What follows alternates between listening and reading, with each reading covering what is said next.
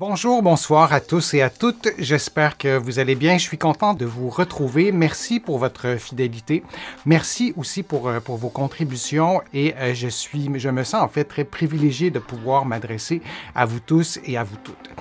Les conseils d'aujourd'hui, ce sont des conseils pour non-athlètes, c'est des conseils pour tout le monde qui doivent être adaptés à votre situation. Ça ne remplace pas les conseils d'un professionnel de la réadaptation, de votre médecin. Donc, on va parler de prévention des blessures, on va parler de santé, et vous le savez, c'est un sujet qui m'intéresse. Hein. J'ai écrit mon blog sur ce sujet-là, j'ai écrit aussi plusieurs livres, donc vous allez trouver plusieurs des exercices, plusieurs des conseils dans mes livres. En fait, Lève-toi et marche, le remède miracle existe et il est gratuit. Et aussi, mon livre Va prendre l'air. Vous allez trouver beaucoup d'informations dans ces deux livres-là. Et quand on parle de prévention des blessures aussi, plus spécifiquement au dos et au cou, vous allez trouver beaucoup d'autres exercices dans ce livre-là qui est à votre gauche et aussi dans 99 façons de prévenir les effets du vieillissement. Vous allez pouvoir trouver mes livres partout sur la planète. En fait, ici au Canada, c'est assez facile. De l'autre côté de l'Atlantique, ils sont dans certaines librairies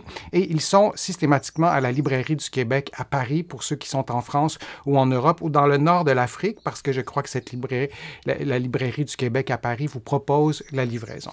Quand on parle de prévention des blessures, et quand j'en parle à mes patients, on me parle souvent des courbatures qui sont ressenties après le sport. Alors, je voulais vous glisser quelques mots sur les courbatures. D'abord, qu'est-ce qu'une courbature? C'est une douleur, les courbatures ressenties après l'effort, qui est ressentie après un effort en fait intense, soutenu ou inhabituel ou une combinaison de tout ça. Les courbatures, et ça c'est une nuance qui est importante, sont associées aux contractions excentrique. Qu'est-ce qu'une contraction excentrique? Pour ceux qui suivent mes contenus, vous êtes déjà familier avec ce principe-là.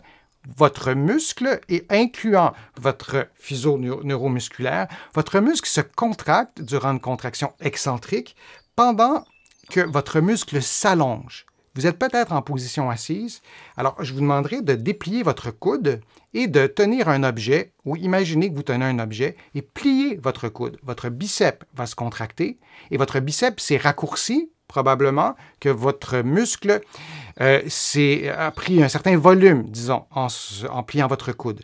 Et vous avez un objet dans votre main et vous allez déplier votre coude, mais vraiment très lentement. Et si vous avez pris un objet plutôt lourd, vous allez tout de suite vous rendre compte qu'en dépliant votre coude, votre biceps se contracte. Ce n'est pas votre triceps, c'est votre biceps qui se contracte, toujours le même muscle, mais en s'allongeant. Et en s'allongeant, il y a plusieurs effets dans vos muscles. Vos muscles sont recrutés différemment, incluant vos fuseaux neuromusculaires. Et donc, les courbatures sont associées aux contractions excentriques presque exclusivement. Les sports comme la course, la marche, la randonnée pédestre, lorsque vous marchez ou lorsque vous courez en descendant, vous allez beaucoup plus utiliser vos muscles de façon excentrique. Lorsque vous jardinez, vous êtes debout. Lorsque vous vous penchez, les ischio-jambiers, les muscles qui sont derrière vos cuisses, vont travailler en excentrique. Là aussi, on a un effort qui est susceptible de vous causer des courbatures. Les exercices pliométriques. Là, je vais vous montrer un exercice qui est vraiment très difficile, mais les exercices qui stimulent des mouvements explosifs, là aussi, on va avoir des courbatures qui vont être associées à ce type de mouvement. Je vous montre un mouvement extrême, mais vous comprenez le principe. La particularité des courbatures est là aussi de connaître ces petits détails qui font en sorte que vous allez pouvoir bien identifier est-ce que c'est vraiment une courbature. La courbature, elle a ceci de très particulier, c'est qu'elle est absente, en général, durant les heures qui suivent votre sport, l'activité que vous avez faite, et souvent jusqu'à 8 heures après l'activité. L'intensité de la douleur va généralement culminer 48 heures après l'activité et cette douleur va s'atténuer jusqu'à 7 jours suivant l'activité sportive. C'est très différent d'autres problèmes musculaires. Alors ça, c'est des particularités qu'on peut mémoriser. Ça nous aide aussi à reconnaître est-ce que c'est une courbature ou c'est autre chose. Les symptômes associés à la courbature, des symptômes normaux. On a évidemment de la douleur, je l'ai dit, je me répète. Il y a de la raideur modérée ou très légère. On a fait des études là-dessus et on se rend compte que l'articulation va perdre un peu d'amplitude. On aura peut-être de l'édème qui est visible, de l'enflure, un gonflement sur le muscle. Parfois, ce n'est pas visible, mais la personne qui, elle, sent ce qui se passe dans son corps va nous dire qu'elle sent que c'est un peu enflé. Ça aussi, c'est normal. Une diminution des performances. Alors, le saut que je vous ai montré tout à l'heure, si on a des courbatures, on n'arrivera pas à faire la même performance extrême, mais c'est vrai aussi pour tous les types de performances. Alors, si vous avez des courbatures et vous allez vous entraîner le lendemain, vous allez faire une activité sportive le lendemain qui est exigeante, souvenez-vous que vous n'avez probablement pas les mêmes capacités, ce qui peut augmenter votre risque de blessure. Et les autres symptômes, ou l'autre symptôme, c'est l'altération de la proprioception, cette capacité de votre corps à bien connaître la position des différents segments pour notamment faire des exercices d'équilibre, mais aussi pour marcher, pour fonctionner, et aussi pour pouvoir bien positionner vos segments, les segments de votre corps. Par exemple, lorsque vous avez mal en quelque part, et ça a été étudié, les patients vont souvent nous dire « je me frappe le coude tout le temps depuis que j'ai mal au coude ». Ça peut être lié à la proprioception. Votre corps perçoit mal la position de votre corps et peut finalement faire en sorte que vous frappiez à gauche et à droite sur un mur ou sur un meuble. Donc, il y a une altération de la proprioception principalement causée par, on revient au fuseau neuromusculaire, par des blessures au niveau du fuseau neuromusculaire. Comment les distinguer des autres blessures? C'est un élément intéressant et très utile quand on a des courbatures, parce que les courbatures, elles ne sont pas dommageables. Les courbatures sont aussi un indicateur de la reconstruction musculaire. Vos muscles, ce sont des structures qui s'adaptent à ce que vous faites, qui peuvent augmenter leur force, leur souplesse aussi. Ils ont beaucoup de capacités d'adaptation et les muscles s'adaptent à ce que vous ne faites pas aussi. Mais ça sera le sujet d'un prochain direct. Alors, le diagnostic différentiel, si vous voulez, ou comment dépister vous-même si c'est une courbature, d'abord, ça pourrait être un claquage. Alors, si vous avez une déchirure dans votre quadriceps, vous allez avoir une douleur probablement instantanée. La douleur n'apparaîtra pas 8 heures plus tard, c'est impossible. Vous allez probablement avoir un segment ou de l'édème qui va apparaître relativement rapidement, parfois instantanément, si c'est un segment. Si c'est de l'inflammation, ça prend quand même un petit bout de temps pour apparaître. Et vous aurez aussi une douleur qui ne suit pas le principe quand je vous disais que la douleur culmine après 48 heures et s'en va après 7 jours, un claquage, ça ne fonctionne vraiment pas comme ça. Vous pourriez avoir une blessure articulaire, vous pourriez avoir une entorse, et là, vous aurez une douleur qui apparaîtra probablement tout de suite, pas 8 heures après la blessure, et vous pourriez aussi avoir une grippe, vous pourriez avoir une infection, vous pourriez avoir aussi un problème de santé et parfois on peut confondre tout ça si ça se synchronise avec une activité sportive, mais ça peut être aussi autre chose. Donc, si vous avez un doute, consultez un professionnel de la réadaptation pour bien comprendre, mais en ayant au moins cette courbe de manifestation des symptômes qui est très spécifique à la courbature, ça vous aidera peut-être aussi à pouvoir mieux les identifier. Sans entrer dans tous les détails physiologiques, mais comment ces courbatures peuvent se manifester, comment on peut les expliquer. L'explication la plus fréquente qu'on voyait, on l'entend encore, c'est l'accumulation d'acide lactique.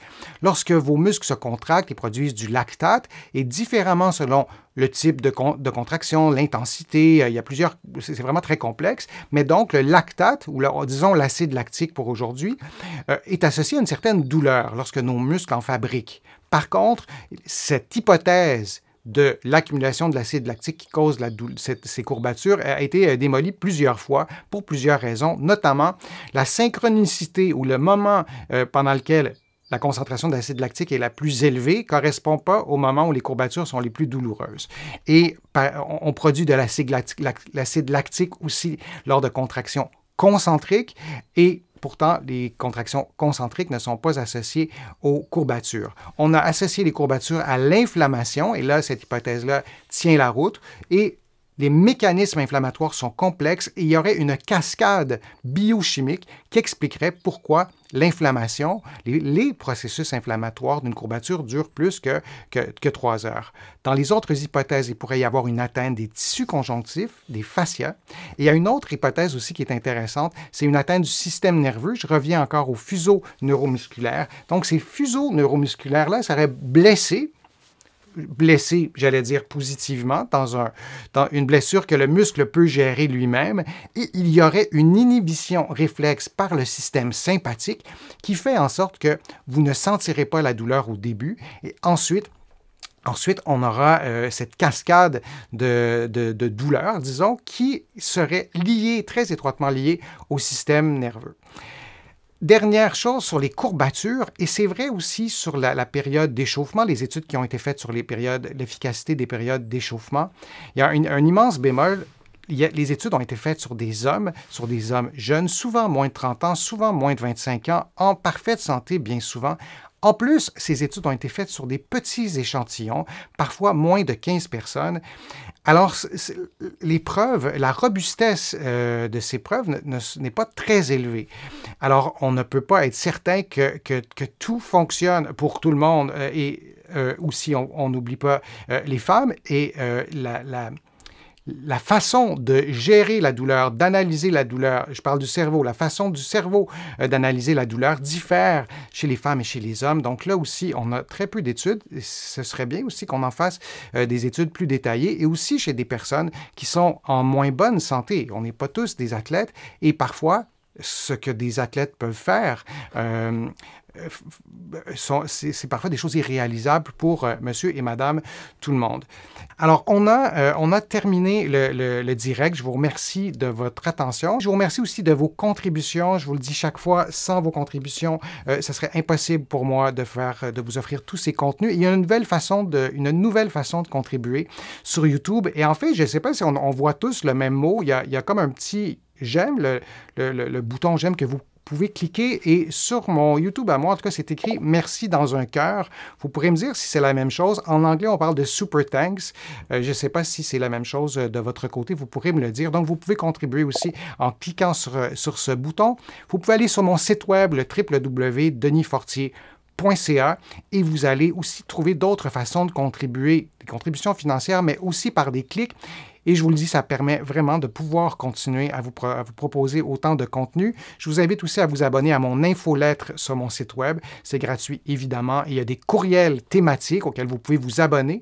Et là aussi, c'est gratuit. Vous recevez des courriels. Vous recevez 3 courriels sur des sujets précis. Et ça me fait toujours plaisir aussi de lire vos réponses sur les réseaux sociaux. Je n'arrive pas toujours à répondre à tout le monde. J'ai des milliers de commentaires par semaine ou par mois, en tout cas. Mais je les lis tous, ça c'est une certitude. Et je vous remercie pour vos beaux mots d'encouragement et je termine là-dessus. Il y a toutes sortes de commentaires sur YouTube, vous le savez, je vous en ai déjà parlé. Et quand je lis vos commentaires motivants, vos critiques constructives, ça m'aide aussi à améliorer mes contenus et aussi à savoir les thèmes que vous préférez, ce que vous souhaitez entendre et voir sur ma chaîne YouTube. Bonne fin de journée, prenez soin de vous et à bientôt.